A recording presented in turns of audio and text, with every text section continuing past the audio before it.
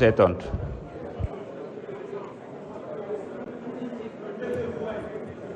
S'il vous plaît. nañu wéyal déglu bi. Merci beaucoup. Je pense que dans les interpellations de l'honorable député Thierno Alassane Sall, il y a beaucoup d'amalgame.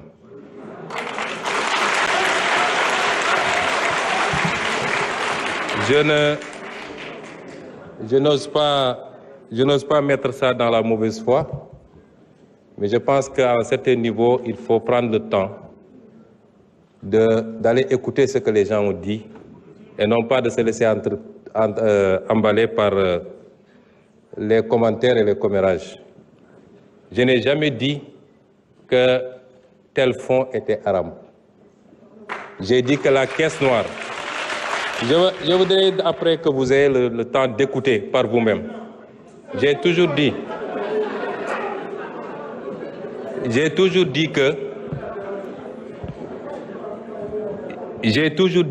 dans un pays, il faut qu'on soit très clair, dans un pays, avoir des fonds qui sont laissés exclusivement à la discrétion d'un homme, fût-il président de la République, qu'il peut utiliser à sa guise, qu'il peut donner à qui il veut, qu'il peut même mettre dans une pièce, mettre de l'essence et allumer, c'est inadmissible parce que c'est l'impôt des Sénégalais. Par contre, dans tous les pays du monde, et même dans ceux qu'on appelle les plus grandes démocraties, il y a ce qu'on appelle les fonds secrets, qui permettent de régler des situations qu'on ne peut pas afficher publiquement et qui font l'objet d'un encadrement. Et en étant député ici, et en étant dans l'opposition, j'avais fait même des propositions sur cet encadrement-là. Et cela correspond à la vision de PASTEF qui sera matérialisée dans la gestion de ces fonds secrets. Parce que nous respectons toujours nos engagements, nous. Et nous, au moins, on a pris ces engagements, vous les avez jamais pris.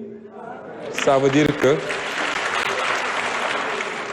que vous auriez largement joui des fonds politiques, comme vous avez joui du régime de Macky Sall pendant des années sans avoir jamais dénoncé. Et vous ne pouvez pas aujourd'hui donner des leçons. Le budget 2024, le budget 2025 est un budget qui a été pris dans les conditions que tout le monde connaît. C'est un budget à minima qui a permis au moins de sauver cette année budgétaire, de ne pas être face à un blocage à la date, à l'échéance. Mais il était évident qu'entre l'installation de l'Assemblée nationale et le moment du vote du budget, il était impossible de procéder à l'élaboration d'un budget dans des standards que tout le monde accepte. Et c'est pourquoi nous sommes en train de travailler à la loi de finances rectificative que vous appelez, qui sera celle qui sera réellement conforme à notre programmation. Et austérité, c'est vous qui l'avez dit. Nous ne sommes pas dans l'austérité.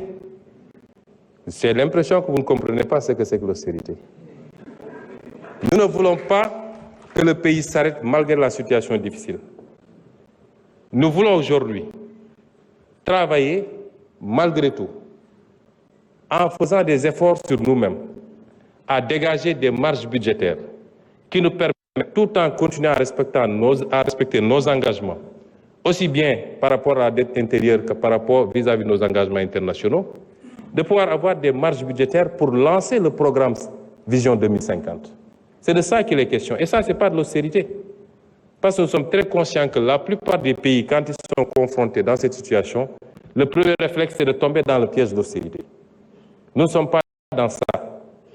Nous sommes dans le réaménagement qui nous permettrait, tout en tenant compte de la situation catastrophique dont nous avons hérité, de faire les bons choix en rationalisant la dépense publique et en dégageant des marges qui nous permettent, dès la semaine prochaine même, dès les jours à venir, de commencer à lancer le programme, que l'économie ne s'arrête pas, que l'investissement ne s'arrête pas et que nous puissions continuer à produire de la croissance, indépendamment de la croissance qui peut provenir des secteurs qu'on connaît habituellement, notamment le pétrole et l'agriculture. C'est ça qu'on est en train de faire. Ça, ce n'est pas de l'austérité, M. Thierno Alassane Sall. Et donc, il faut réviser et revoir un peu ces notions.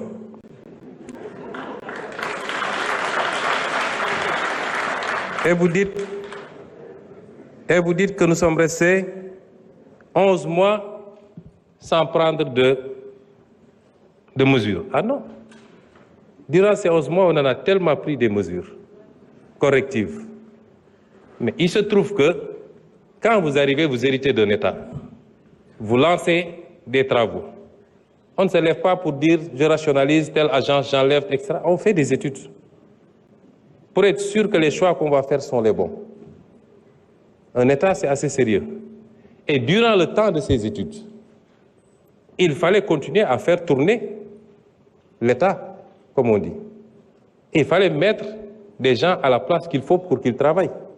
Parce qu'il n'est pas question aussi qu'on laisse des gens qui ne partagent pas notre vision, qui ne comprennent pas notre combat, continuer à vouloir piloter des directions générales stratégiques ou des agences où on a besoin aujourd'hui de nous installer dans la vision 2050. Et le temps de faire ce travail, effectivement, on a mis ce qu'il faut.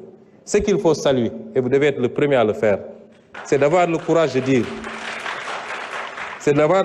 dire, nous ne subirons pas la pression du militant, nous ne subirons pas la demande militante, et nous allons faire les réformes qu'il faut.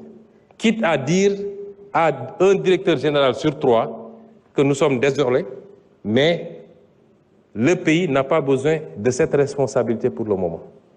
C'est ça le courage politique. On aurait fait comme tout le monde, comme vous avez fait quand vous étiez au pouvoir, on allait laisser les choses telles quelles et même créer de nouvelles agences. Monsieur Sall, quelquefois, il faut savoir applaudir, c'est bon. Ça ne vous enlèvera rien. Vous ne pouvez pas vous inscrire dans la critique gratuite, c'est pas bon. Les initiatives sont salutaires et saluées par tout le monde, mais dites gongo et puis c'est fini. Je vous remercie. jërëjëf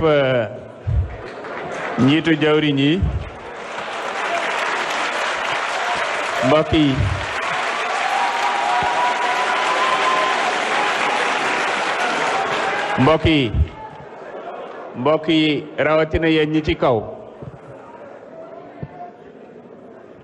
mbokk yi rawatina yéen ñi ci kaw ñu wàññi tàcc yi ak coow li ndax benn règlement intérieur mayewu ko ñaar saa yu ngeen tàccoo yéen a ngi wàññi